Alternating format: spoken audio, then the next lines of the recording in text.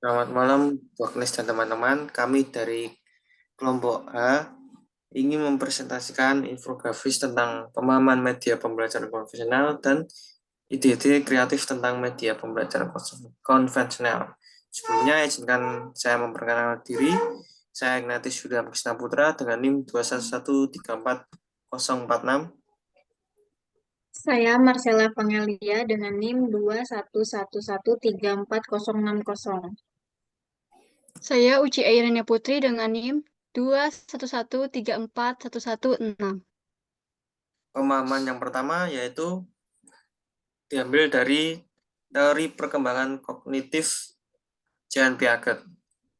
Dalam teori pengetahuan atau teori kognitif Jan Piaget ini ada 4 tahap, yaitu tahap yang pertama sensor motorik yang dimulai pada umur 0 sampai 2 tahun. Pada usia ini pengetahuan anak terbatas dari persepsi sensori dan aktivitas motorik. Lalu yang kedua, pra-operasional dimulai pada tahun umur 2 tahun sampai 7 tahun. Usia ini anak telah belajar menggunakan bahasa namun belum memahami logikanya. Lalu yang ketiga, operasional konkret dari 7 tahun sampai 11 tahun. Anak mulai paham berpikir logis tapi belum paham maksud konsep abstrak. Lalu yang terakhir atau yang keempat, operasional formal, yaitu dimulai pada umur 11 tahun sampai 15 tahun.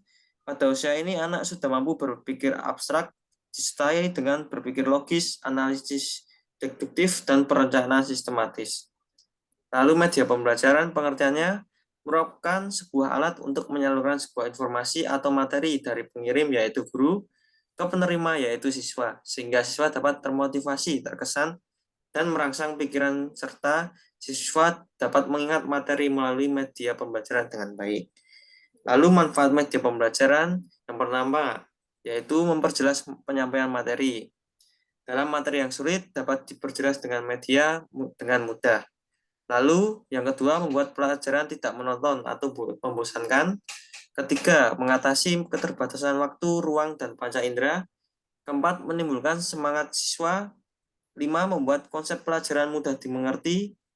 Enam, membuat siswa lebih berpikir logis dan sistematis. Tujuh, membuat pembelajaran lebih menarik. Nah, di sini ada fungsi media pembelajaran. Yang pertama, untuk memberi kesan kepada siswa agar menarik perhatian murid. Nah, yang kedua itu supaya pesan yang disampaikan jelas kepada siswa. Yang ketiga, untuk memperlancar kegiatan belajar mengajar di kelas. Nah, yang keempat itu ada menghindari kesalahan dalam menjelaskan materi. Nah, di situ ada kontribusi media pembelajaran.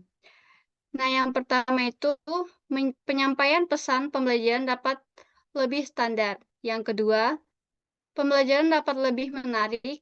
Yang ketiga, pembelajaran lebih efektif dengan teori belajar. Yang keempat, waktu pelaksanaan pembelajaran dapat diperpendek. Yang kelima, kualitas pembelajaran dapat ditingkatkan. Nah, yang keenam itu ada proses belajar dapat dilakukan kapan saja, di mana saja. Yang ketujuh, sikap positif siswa terhadap materi pembelajaran dan proses pembelajaran dapat ditingkatkan. Yang kedelapan, peran guru berubah ke arah yang positif. Di situ ada kemampuan media pembelajaran. Nah, yang pertama itu ada kemampuan fiksatif.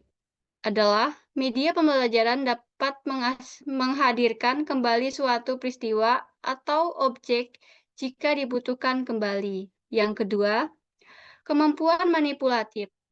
Media pembelajaran dapat membuat sebuah objek atau peristiwa menjadi sebuah miniatur dan informasi yang dapat dibagikan kepada siswa. Yang ketiga, kemampuan distributif. Media pembelajaran dapat digunakan oleh banyak orang sehingga media pembelajaran dapat digunakan dengan baik. Baik, yang selanjutnya ada karakteristik media pembelajaran. Yang pertama, fungsi dan tujuan pembelajaran jelas. Yang kedua, sesuai dengan karakteristik materi pembelajaran.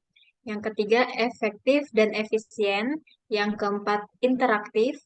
Yang kelima, membantu minat belajar siswa. Dan yang keenam, fleksibel. Selanjutnya, jenis media pembelajaran konvensional. Yang pertama ada alat peraga atau alat bantu pembelajaran. Yang kedua, alat permainan pendidikan. Yang ketiga, kit pembelajaran. Yang keempat, alat belajar atau sumber belajar. Kemudian media pembelajaran konvensional sendiri itu merupakan media pembelajaran yang berupa media konkret dan non-elektronik atau dapat berupa media pembelajaran yang dibuat dengan memanfaatkan bahan-bahan sederhana agar materi dapat disampaikan dengan mudah kepada peserta didik. Yang terakhir, kriteria media pembelajaran yang baik untuk anak. Yang pertama ada aman, itu tidak melukai anak. Yang kedua, sesuai dengan tujuan pembelajaran. Yang ketiga, rapi dan indah, ketepatan ukuran atau desainnya. Kemudian menyenangkan, menarik, dan tidak membosankan. Yang terakhir, membuat anak dapat berkreativitas.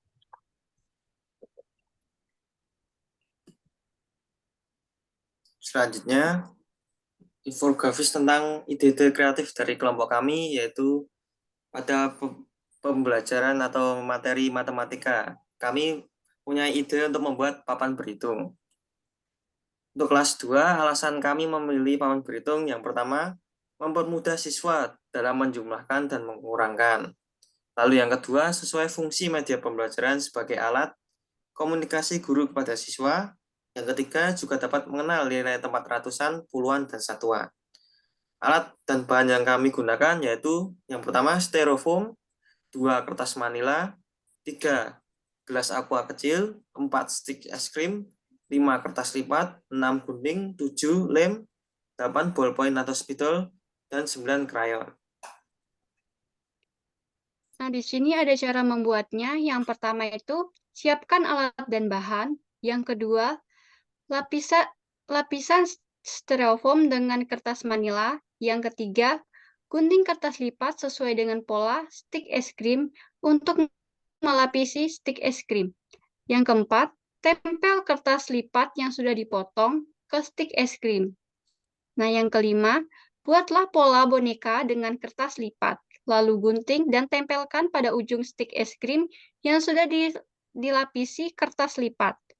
Yang keenam, buat pola huruf pada kertas lipat untuk judul di bagian atas papan, lalu gunting dan tempelkan di bagian atas. Yang ketujuh, buat tulisan untuk tempat nilai ratusan, puluhan, dan satuan. Nah, yang terakhir, tempelkan gelas aqua di bawah tempat nilai ratusan, puluhan, dan satuan. Selanjutnya, cara mengajarkannya kepada siswa. Pertama-tama, guru membuat soal terlebih dahulu tentang penjumlahan atau pengurangan pada kertas polos, lalu menempelkannya di samping media pembelajaran. Dari angka tersebut, guru menjelaskan kepada siswa tentang nilai tempat ratusan, puluhan, dan satuan. Lalu guru memasukkan stik es krim pada gelas aqua kecil sesuai nilai tempat ratusan, puluhan, dan satuan dengan mengikuti angka-angka pada soal. Setelah stik es krim dimasukkan ke gelas aqua kecil, guru mengurangi stik es krim sesuai dengan soal yang telah dibuat. Terakhir, lalu guru memasukkan stik es krim ke gelas aqua untuk mengetahui hasil pengurangan. Kalau untuk hasil pengurangan, untuk bagian pertama, gelas di baris pertama, diisi ratusan ada 3, kemudian puluhan ada 4 stik, yang satuan juga ada 4 stik. Untuk baris kedua, itu tidak perlu diisi stik, karena kalau pengurangan, baris pertama langsung diturunkan ke baris ketiga. Jadi dua puluhan yang 4 stik dikurangi 2 stik ditaruh di paling bawah. Kemudian yang stik satuan juga dikurangi 4 dikurangi 1, jadi sisa sisanya ada di bawah. Sekian pemaparan infografis dari kelompok kami. Kurang lebihnya kami mohon maaf. Sekian dan terima kasih.